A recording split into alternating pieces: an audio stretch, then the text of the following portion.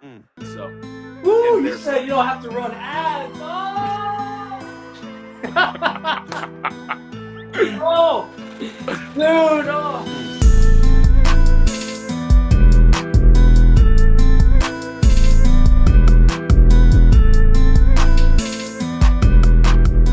And how do you shake that temptation to give your opinion?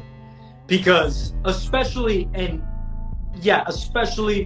right now in the cultural climate where it is easy, it's so easy to scratch that itch of letting people know what it is. And now I'm going to use the Bible for this. I got some words of my own that I want to express right now. How have you been able to navigate, especially right now, in not giving too much of your opinion that it becomes detrimental to your witness? I think because that's what you're trying to avoid is you're tarnishing your testimony because you got upset or whatever. How do you navigate that? Still learning that. So when you find the answer, you let me know. Hey man, I'm here asking the questions. So this is my show, okay? I ask the questions. You ask the questions too. I think making myself woefully aware of who I am and the sense of like, I'm not that great. Like it is truly, my grace is sufficient for you.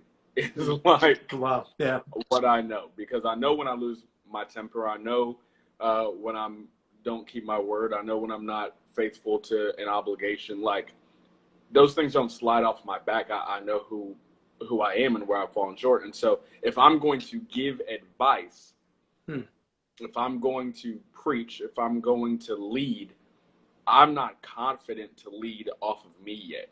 And maybe like that's just because I'm young. But thus far, there is nothing that I've done or even do consistently enough that I'm like, yo, let me put you on. Let me give you the plan. These 5 steps. This is what's gonna make it work. Like, nah. At this point, all I got is this. So if you can't rock with me there, like I'm not that smart. Is where I keep myself just like I don't know. Let's try and look that up. And in the pandemic, I think instead of sharing my opinion, I might share my experience, right? Because there are interesting times, and I think there's a difference there. But in sharing that, make it very clear, like, yo, this is me, and not this kind of subjective truth thing, but just to say, hey, this is what I know, this is what I've experienced. Because we're in a pandemic, but we're also in the middle of a civil rights movement. Right. And there, your opinions want to come out. And I think what's important there is scripture again, and going to facts. And facts don't, I love that quote, facts don't care about your opinions.